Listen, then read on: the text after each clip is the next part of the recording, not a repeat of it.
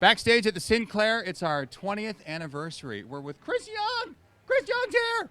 It's our first show of the brand new year, and this is to kick off our 20th anniversary. So thank you for coming to the party. Yeah, happy anniversary, man. I mean, this is big. This is a big one for you. I don't know what you're supposed to get someone for their 20th anniversary. I don't know if it's like gold or That'll work. Is it one of those weird ones that's like paper or something like that? So I don't know. Well, congratulations on everything that's happened in your career. I mean, it just keeps going onward and upward, and with all the success with all the singles. And I understand, big day. Was it yesterday? The Country Music Association gave you an award. Yeah, it's man, a weird award for you to get as an artist too. It's a songwriter award, and the CMA, they do their triple play award, which is in one calendar year if you manage to have 3 number ones.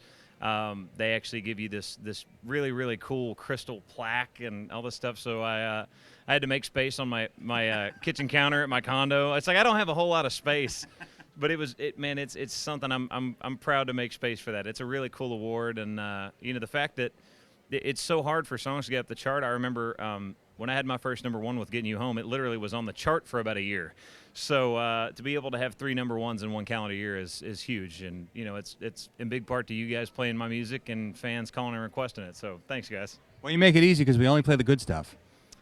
I'll leave you money when I leave here too. Yeah, no, man. Thank you very much. I appreciate it. Now, when you get on a roll like that, when songs just rocket up the charts every time, do you feel any added pressure when it comes to the next album or the album after that? I mean, you must have ideas of where you want to go with the next project, but do you feel pressure that in the record company come down and you're like, hey, well, you better follow it up with another number one here? Not really. I think it's almost vice versa. It's a little bit different. It makes me feel like I'm going in the right direction. So you always have to keep pushing the boundaries of your music a little bit. The next album's going to be different than this record, and I think it's a good thing more than a bad thing, because I had my first 3 singles, I think, that I ever released, all died horrible, painful deaths on the chart. So, when you're able to have hits in a row, it's kind of nice. It takes some of that stress off, actually.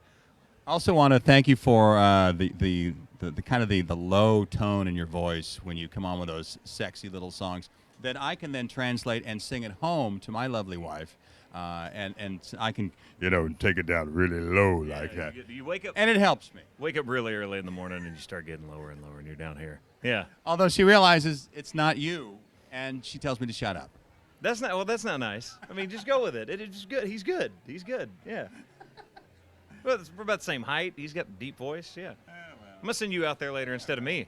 Hey, you got a cameo just last week on Nashville with Brantley Gilbert. How'd that go? It was good. We were there for like 7 hours, and we were on the show for 20 seconds. We were. That's how television works. Oh, yeah. We were both laughing about it. We're like, man, if we suck at this, we just can't ever do TV again, because we're supposed to be ourselves. Well, the pressure's on because you're you. Yeah.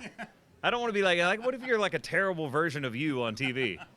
Man, he didn't really pull it off. I've met him before. That's not. You don't want people leaving this saying that. It was pretty cool, though. We were actually the night that show aired. I was in Chicago playing a show, and it was cool how many, like, every other tweet was either, hey, we're so happy you're here, or hey, I just saw you on TV. So it was fun. So television, I mean, you did the television thing with to get the career started with Nashville Star, and you know what television's all about. Is that something that that are you going to branch out TV, movies? Because there seems to be a lot of that going around, that artists are sort of getting into the other.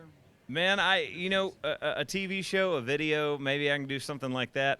Movies, man, I'm worn out after one video shoot where I'm there for 14 hours. I don't want to attempt a movie for sure.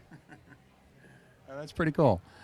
So let's see, what else we got going on in your life? Did the Nashville thing. You got the new music coming out. You've got some the new music, and you've got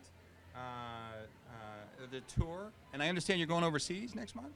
Yeah, we're actually getting ready to do a couple things. Obviously we got the new single out right now that just went top 20 with I Can Take It From There. Really excited about that. And in the studio working on some new stuff. And we're getting ready to kind of dabble a little bit in the whole global thing. We're going to London and Ireland, and then after it's good you're going to the English-speaking countries first. Yeah, cool. Well, then we're going to Australia, and I have an Australian bass player, and sometimes it's not English.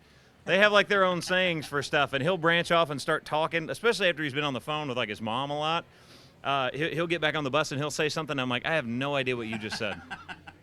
They have like words that don't mean what they mean here, and it gets really confusing sometimes. But it's something I'm definitely looking forward to, and being able to get into some other countries, and I think they're actually putting my record out in the UK, so for the first time. So that'll be very, very cool. That's great. That's excellent. I just want to ask one more thing.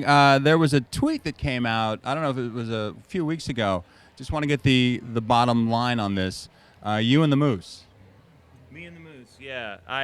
There's a chain of restaurants like Bugaboo Creek where if you have a birthday, they come out with this big moose and you kiss the moose. Was that kind of the way it happened, or? I was in Colorado and the moose, the moose just seemed right, man. The moment was there. I saw the moose looking at me across the bar, and one thing. What time was that? Was that early or late? It was late. It was late. So one thing led to another, and I kissed the moose. So, yeah. Well, great for the clarification there. We were just curious. Because with Twitter, things come out and you never know. And me and the moose weren't an item. I mean, this was just a one-time deal, star-crossed lovers, middle of the night kind of thing. All right? So I'm still on the market. It's okay. Because this is New England. There are a lot of moose up here. You got to be careful. I might have to leave. Looks like you've made yourself available. Now. Yeah, this might be like not good for my health, but Chris Young, we're backstage at the Sinclair. It's our 20th anniversary celebration. We appreciate you coming by. Oh man, thank you guys. Have fun tonight. I will.